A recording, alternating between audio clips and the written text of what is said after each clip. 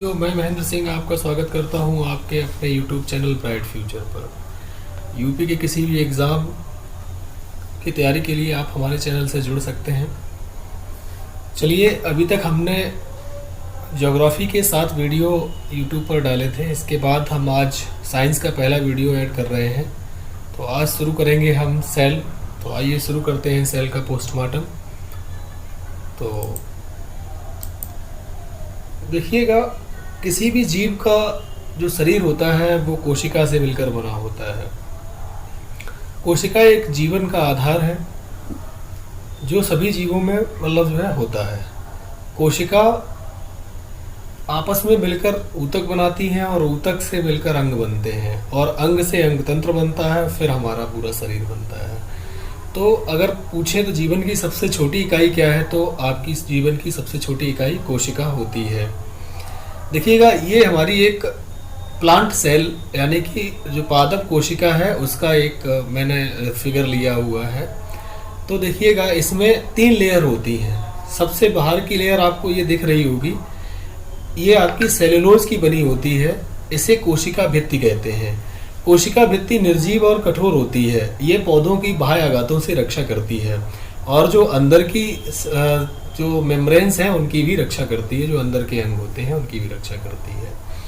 तो देखिएगा, तो सबसे बाह्य परत जो आपकी प्लांट सेल होती है, ये देखिए ह्यूमन सेल में ये सेल वॉल नहीं पाई जाएगी। ये केवल आपकी प्लांट सेल में ही पाई जाएगी, पादप कोशिका में ही पाई जाएगी।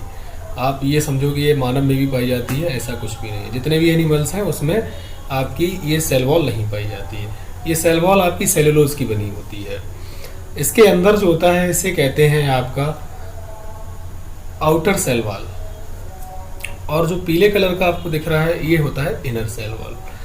तो ये देखिए, आपको बहुत सारी इसमें संरचनाएं दिख रही हैं, बहुत सारी हैं। तो इसको एक एक करके हम क्या करेंगे, डिकोड करेंगे अभी बारी बारी से। तो पहले थोड़ा सा जान लेते हैं इनके बारे में। तो देखिएगा, ये आपकी है कोशिका भित्ति, सेलुलोज की बनी होती है, बाह्य आघातों से रक्षा करती है। देखिएगा, ये आपको ग्रीन कलर का ये पार्ट दिख रहा है, इसे हम कहते हैं क्लोरोप्लास्ट। ये पूरा क्लोरोप्लास्ट होता है। इसके बाद ये संरचना दिख रही है आपको बीच में, मतलब रेड कलर की है और इसमें बीच बीच में उंगली जैसी संरचनाएं भी हैं। तो ये आपका माइटोकॉन्ड्रिया है। इसके बाद ये आपकी दिख रही है, ये इसे कहते हैं, ये जो आपकी नली टाइप की दिख रही है, तो ये आपकी होती है गोल्जी बॉडी। इसके बाद ये बड़ा सा स्पेस है, इसे वैक्यूल कहते हैं। इसके बाद ये जो आपको गोल सा दिख रहा है पार्ट, इसे केंद्रिका कहते हैं, केंद्रिका, न्यूक्लियस। इसके अंदर भी एक क्या होता है, न्यूक्लियोलस पाया जाता है, केंद्रिका। केंद्रक के अंदर केंद्रिका पाई जाती है। इसके चारों ओर आप देख रहे हैं फीते जैसी काफ़ी सारी संरचनाएं हैं, इसे कहते हैं एंडोप्लाज्मिक रेटिकुलम। तो कुछ हमने बेसिक जाना इनके बारे में। चलिए आइए और थोड़ा सा जानते हैं इनके बारे में। देखिएगा, ये जैसा कि मैंने बताया माइटोकॉन्ड्रिया, ये आपका न्यूक्लियोलस यानी कि न्यूक्लियस के अंदर न्यूक्लियोलस पाया जाता है। इसके बाद ये एंडोप्लाज्मिक रेटिकुलम। ये 2 तरीके के होते हैं, एक स्मूथ होते हैं और एक रफ होते हैं, अर्थात खुरदरे, एक चिकने और खुरदरे। तो एंडोप्लाज्मिक अंतःद्रव्यीय जालिका जो होती है 2 तरीके की होती है, एक खुरदरी और एक चिकनी। तो खुरदरी जो होती है उस पर क्या होता है, उस पर राइबोसोम्स पाए जाते हैं, और जो चिकनी होती है वो लिपिड को स्रावित करने का काम करती है, उस पर राइबोसोम्स नहीं पाए जाते हैं। तो ये बात आपको समझ आई। राइबोसोम्स वैसे आपका जो ये पूरा कोशिका है, इसके अंदर जो द्रव भरा रहता है इसे हम कहते हैं साइटोप्लाज्म या कोशिका द्रव्य। तो कोशिका द्रव्य में बहुत सारी चीज़ें पाई जाती हैं आपकी, जैसे कि राइबोसोम है, ये आपका गोल्जी बॉडी है, इसके बाद आपका क्लोरोप्लास्ट है, माइटोकॉन्ड्रिया है, और मैट्रिक्स भी, इसके बाद बहुत सारा तरल द्रव्य भरा रहता है। तो देखेंगे कि हमने कौन सा किसने मतलब खोजा है। सबसे पहले हम बात करते हैं कोशिका की। तो कोशिका की खोज रॉबर्ट हुक ने की थी। इन्होंने सूक्ष्मदर्शी के माध्यम से एक कॉर्क, कोशिका में क्या होता था, एक कॉर्क में क्या करता, इन्होंने बहुत सारे डिब्बे टाइप के देखे, तो उन्होंने इसका नाम दिया कोशा। तो इन्होंने इसका विस्तृत वर्णन अपनी पुस्तक माइक्रोग्राफिया में किया। इसके बाद बात करते हैं केंद्रक। केंद्रक की खोज रॉबर्ट ब्राउन ने की। एक है कोशिका सिद्धांत। कोशिका सिद्धांत और डीएनए का डबल हेलिक्स मॉडल, ये दोनों ही स्लाइडेन एंड स्वान नामक जो जीव विज्ञानी थे उन्होंने दिया। इसके बाद आता है गोल्जी बॉडी या गोल्जी कॉम्प्लेक्स। इसकी खोज की थी कैमिलो गोल्जी ने। इसके बाद केंद्रिका की खोज की फोंटाना ने। गुणसूत्र की खोज की वाल्डेयर ने। देखिए, गुणसूत्र आपका केंद्रक होता है, केंद्रक के अंदर एक जाल टाइप का पाया जाता है जिसे कहते हैं गुणसूत्र जालिका। तो वो क्या करते हैं, जब सेल डिवीज़न होता है, कोशिका विभाजन होता है, तो उस समय क्या करते हैं, वो टूटकर जो आपका जालिका होती है वो टूटकर क्या करता है, गुणसूत्र का निर्माण करता है। तो इसकी खोज की थी आपकी वाल्डेयर ने। इसके बाद आप जानते हैं क्लोरोप्लास्ट या जिसे हरित लवक भी कहते हैं, इसकी खोज की थी सिम्पसन ने, जो आपके स्टिम्पर थे उन्होंने इसकी खोज की थी। इसके बाद राइबोसोम काफ़ी महत्वपूर्ण है, ये प्रोटीन संश्लेषण में भाग लेता है, तो इसकी खोज की थी आपकी पैलेड ने। इसके बाद लाइसोसोम को तो सभी जानते हैं, इसे आत्महत्या की थैली कहते हैं, तो इसकी खोज की थी डी डबे ने। और माइटोकॉन्ड्रिया तो ये तो पेपर का हॉट टॉपिक रहता ही है, तो माइटोकॉन्ड्रिया की खोज की थी आपकी अल्टमान ने, और इसे कोशिका का पावर हाउस भी कहा जाता है। और इसके बाद होता है सेंट्रोसोम की खोज की थी टी बावेरी ने। चलिए अब क्या करते हैं, एक एक को जितने भी आपके कोशिकांग हैं उनका हम क्या करते हैं, एक एक करके पढ़ते हैं। तो अब सबसे पहले बात करते हैं, ये है माइटोकॉन्ड्रिया। ये संरचना कैप्सूल टाइप की संरचना होती है माइटोकॉन्ड्रिया की। देखिए माइटोकॉन्ड्रिया में क्या क्या पाया जाता है वो भी देख लीजिएगा। देखिएगा, उंगली के समान धसी हुई अंदर की संरचना है, इसे हम कहते हैं क्रिस्टी। ये उंगली की तरह अंदर धसी हुई, इन्हीं क्रिस्टी पर F1 पार्टिकल पाए जाते हैं जिन्हें ऑक्सीसोम भी कहा जाता है। ये ऑक्सीसोम क्या करते हैं, जो आपकी ग्लूकोज है इसको एटीपी में बदलने का काम करते हैं। आपको पता है एक ग्लूकोज से हमें 36 एटीपी के अणुओं का निर्माण होता है, अर्थात एटीपी का मतलब है एडिनोसिन ट्राइफॉस्फेट। एटीपी का मुख्य काम है कि कोशिका को ऊर्जा प्राप्त करना, उसके कार्य करने के लिए। साथ में ये क्या करता है, इतनी मात्रा में ऊर्जा उत्पन्न करते हैं जिससे क्या होता है, हमारी पूरी बॉडी को एनर्जी मिलती है। तो हम जो खाना खाते हैं उसके माध्यम से क्या होता है, जो ग्लूकोज अवशोषित करते हैं हमारी छोटी आंत और बड़ी आंत के माध्यम से, आप जानते ही हैं बिलाई के माध्यम से क्या होता है कि कुछ भोजन का अवशोषण होता है और जो बच जाता है अवशेष भोजन वो मल के द्वारा निकाल दिया जाता है। तो अवशोषित भोजन ब्लड के माध्यम से कहाँ आता है, कोशिकाओं में, और कोशिकाओं में क्या होता है, ग्लूकोज का क्या होता है, बर्निंग होती है, जिसके लिए ऑक्सीजन की ज़रूरत होती है। तो यहाँ पर देखिएगा, हमें ऑक्सीजन की ज़रूरत होती है दहन के लिए, तो माइटोकॉन्ड्रिया को ऑक्सीजन की ज़रूरत होती है, और कहाँ, ऑक्सीसोम में। चलिए आगे देखते हैं, ये आपकी इनर मेम्ब्रेन है। इसके अंदर जो आपको जो रेड कलर का ये फीते टाइप का पार्ट दिख रहा है, इसे डीएनए कहते हैं। डीएनए का फुल फॉर्म होता है डीऑक्सी राइबो न्यूक्लिक एसिड।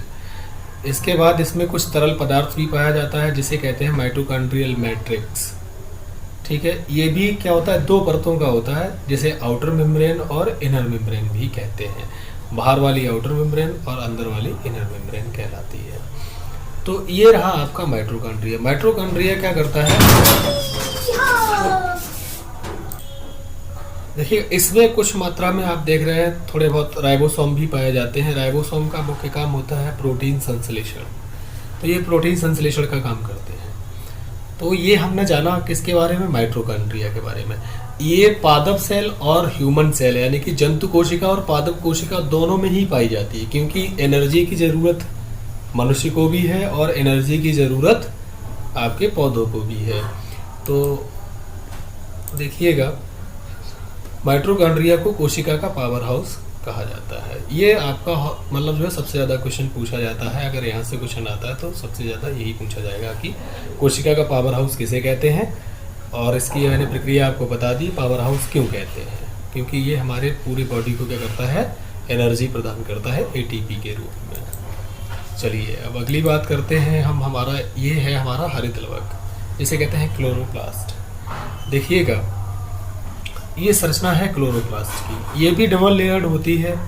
बाहरी लेयर को आउटर मेम्ब्रेन, अंदर वाली लेयर को इनर मेम्ब्रेन कहेंगे। ये आप देख रहे हो सिक्के जैसी संरचना दिख रही है आपको, एक के ऊपर एक, एक के ऊपर एक, एक के ऊपर एक सिक्का रखा हुआ है, तो इसे हम ग्रेनम कहते हैं। और इसकी इकाई यानी कि इस पूरे ढेर को, इस ढेर में से हम अगर एक सिक्का उठा दें तो उसको हम कहते हैं थैलेक्वाइड। मतलब ग्रेनम से एक सिक्का हम अगर बाहर निकालें तो वो आपका क्या कहलाएगा, थैलेक्वाइड। और इसी थैलेक्वाइड पर 230 अणु होते हैं आपके क्लोरोफिल के। देखिएगा पत्ती का जो हरा रंग है वो इसी के कारण होता है हरा। ये केवल और केवल आपका प्लांट सेल में ही पाया जाता है, क्योंकि इसे क्या कहते हैं, ये भोजन निर्माण में काम करता है। आप जानते ही है प्रकाश संश्लेषण की अभिक्रिया केवल और केवल किस में होती है, क्लोरोप्लास्ट में। जो प्रकाश संश्लेषण की अभिक्रिया होती है इसमें कार्बन डाइऑक्साइड, जल, क्लोरोप्लास्ट यानी क्लोरोफिल और इसके बाद सनलाइट, इनकी ज़रूरत होती है। इसके बाद क्या बनता है, ग्लूकोज बनता है और ऑक्सीजन रिलीज़ करते हैं ये। तो आप जानते हैं आप CO2 लेते हैं और ऑक्सीजन को रिलीज़ करते हैं, तो ये क्या करते हैं, कार्बन डाइऑक्साइड और ऑक्सीजन का संतुलन बनाए रखने में काफ़ी योगदान देते हैं आपके जो क्लोरोप्लास्ट होते हैं। तो देखिएगा इसमें जो आपकी अभिक्रिया होती है प्रकाश संश्लेषण की अभिक्रिया, इस अभिक्रिया में आपका कार्बन डाइऑक्साइड है, जो कार्बन डाइऑक्साइड है इसका होता है अपचयन और जो जल है इसका होता है ऑक्सीकरण। ये काफ़ी क्वेश्चन पूछा जाता है, तो इसको थोड़ा सा ध्यान रखेंगे कि आपका कार्बन डाइऑक्साइड का रिडक्शन होगा और H2O है उसका आपका ऑक्सीडेशन होगा। अब देखते हैं भाई जो आपका क्लोरोफिल जो होता है, क्लोरोफिल में एक तत्व पाया जाता है जिसका नाम है मैग्नीशियम।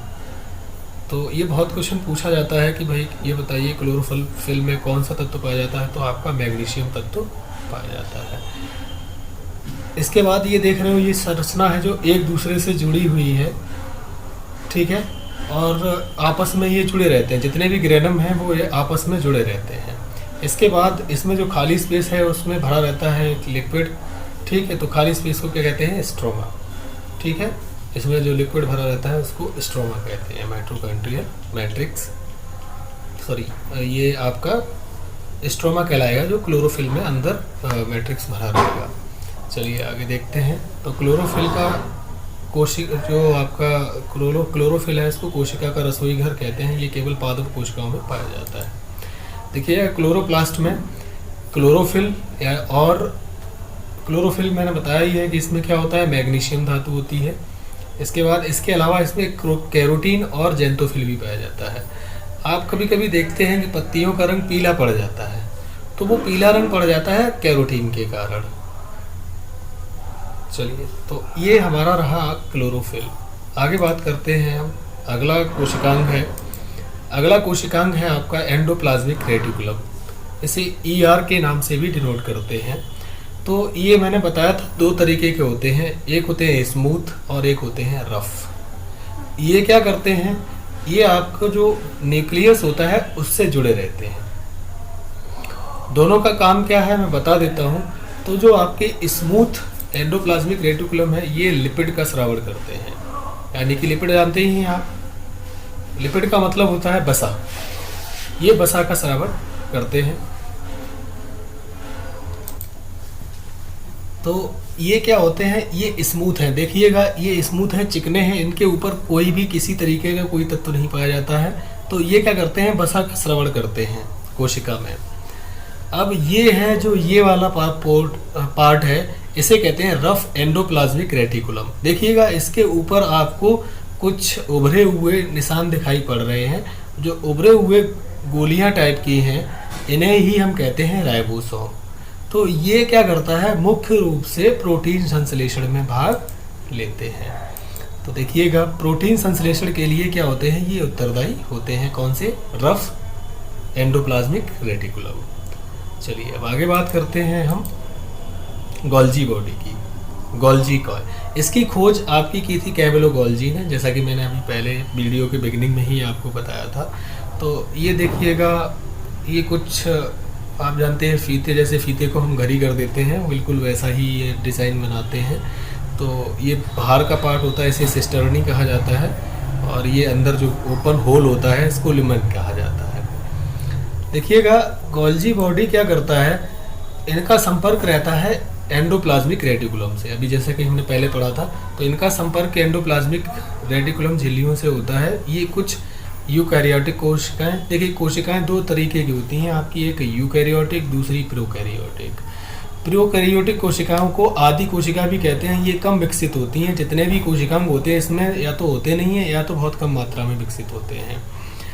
तो जो आपकी प्रोकैरियोटिक कोशिका होती है वो ज़्यादातर आपके जो प्रोटोजोआ हैं, जो आपके जीवाणु हैं, या जो ब्लू ग्रीन एल्गी हैं, इनमें पाया जाता है। तो देखिएगा यूकैरियोटिक कोशिका में ये क्या होता है, देखिएगा कभी कभी कुछ यूकैरियोटिक कोशिकाओं में ये नहीं पाया जाता है। ह्यूमन आरबीसी में भी ये नहीं पाया जाएगा। इसके बाद कुछ बैक्टीरियाज और ब्लू ग्रीन एल्गी में भी ये नहीं पाया जाएगा।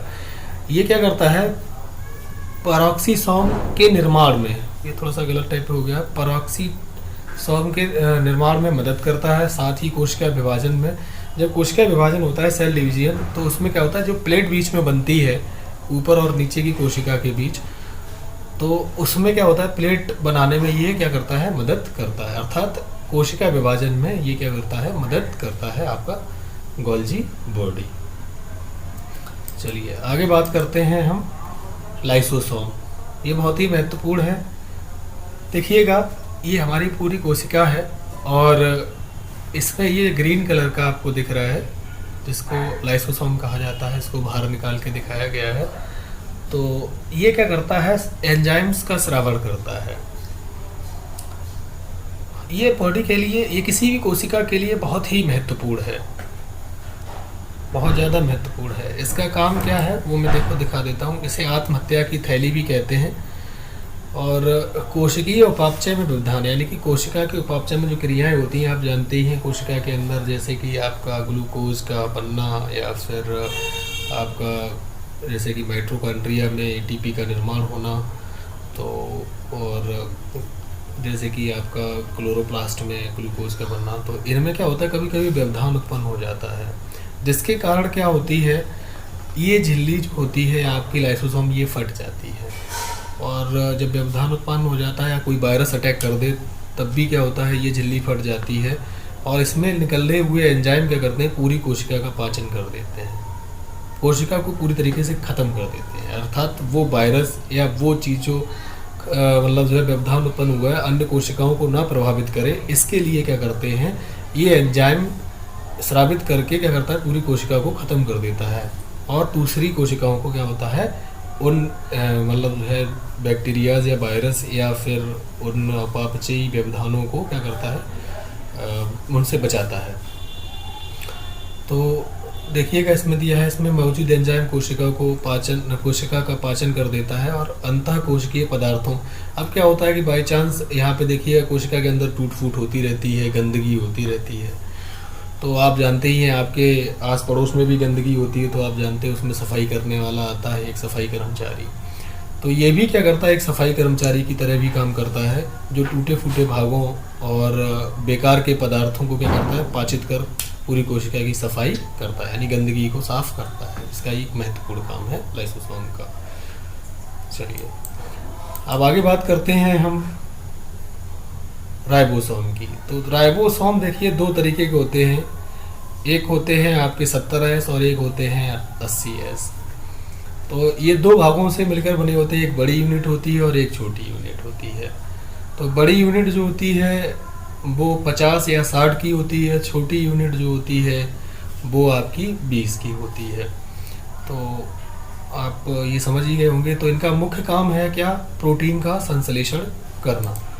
देखिएगा ये प्रोटीन संश्लेषण और आरएनए की बनी होती हैं, इनका मुख्य काम होता है प्रोटीन संश्लेषण में भाग लेना।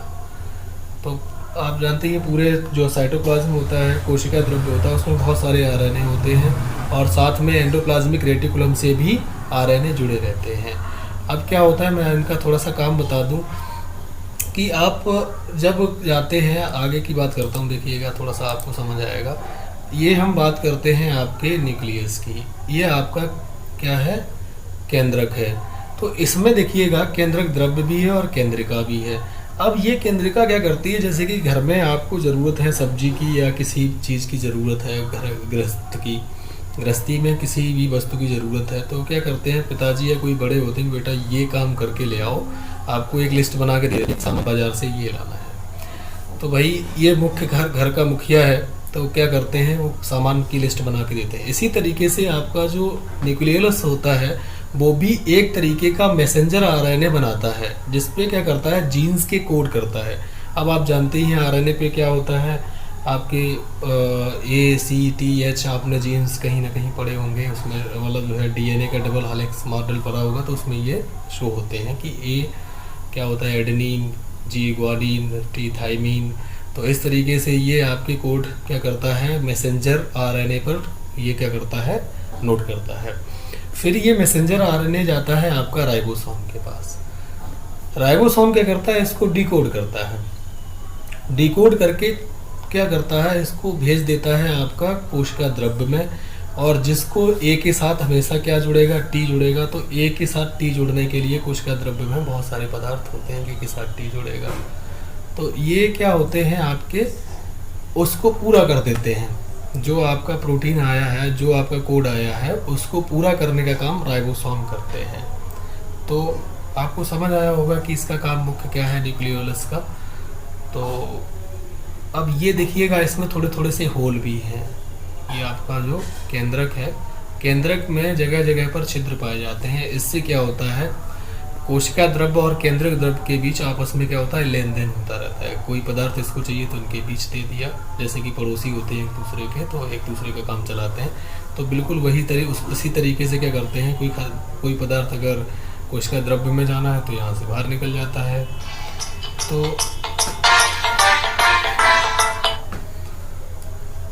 तो देखिएगा न्यूक्लियोलस का क्या काम है, आरएनए के संश्लेषण में मुख्य भूमिका निभाता है। कोशिका विभाजन में केंद्रिका का विशेष महत्व है। कोशिका विभाजन होता है तो ये दो भागों में बढ़ जाता है, तो वही केंद्रक बन जाता है आपका उस समय। देखिएगा इसके बाद ये आपको जाल दिख रहा है, इसे आपको क्रोमेटिन कहते हैं, क्रोमेटिल जाल। तो ये क्या करता है, यही जाल जो है आपका टूट कर क्या बनाता है, गुणसूत्र बनाता है। जब ये कोशिका विभाजन के समय ये क्या होता है, दो पार्ट में टूट जाता है। देखिएगा इनका निर्माण डीएनए व प्रोटीन से होता है। ये एक आनुवांशिकी पदार्थ है। यही जो है देखिएगा हमारे पीढ़ी दर पीढ़ी चलता रहता है। जो आपके गुणसूत्र होते हैं आधे माता के होते हैं और आधे पिता के होते हैं। तो हमारी एक पीढ़ी से दूसरी पीढ़ी में ये स्थानांतरित होते हैं। आपके कई सारे गुण जैसे कि भूरी आँखें, घुघराले बाल, तो आप देखते हैं किसी आप व्यक्ति की अगर भूरी आँखें हैं तो उसके बच्चे की भी कभी कभी हो जाती हैं। तो जो जीन प्रभावी होता है वो क्या करता है, हमारे बच्चों पर काम करता है। आपने मेंडल के नियम में पढ़ा होगा, प्रभाविता का नियम। तो ये क्या करता है, इनका निर्माण डीएनए और प्रोटीन से होता है। ये एक आनुवांशिकी पदार्थ है। कोशिका विभाजन के समय ये जाल टूटकर गुणसूत्र में बदल जाता है। ये सारा का सारा जाल टूटकर गुणसूत्र क्या होता है, वो डबल हेलिक्स होता है, मतलब दो सूत्र होते हैं, बीच में सेंट्रोमियर होता है, तो उसको बांधे रखता है। आगे बात करते हैं हम न्यूक्लियोपोर केंद्रक। देखिएगा ये क्या होते हैं, छिद्र होते हैं, न्यूक्लियोपोर कहते हैं जिसे, न्यूक्लियर पोर। तो ये क्या करते हैं, केंद्रक द्रव्य और कोशिका द्रव्य के बीच क्या करते हैं, पदार्थों का आदान प्रदान होता है इनके माध्यम से। तो दोस्तों उम्मीद करता हूँ आपको हमारा वीडियो पसंद आया होगा। यदि वीडियो को पसंद आया तो वीडियो को लाइक, शेयर, सब्सक्राइब और हाँ बेल आइकन दबाना बिल्कुल ना भूलें, ताकि हमारे वीडियोज़ के नोटिफिकेशन आपको मिलते रहें। धन्यवाद।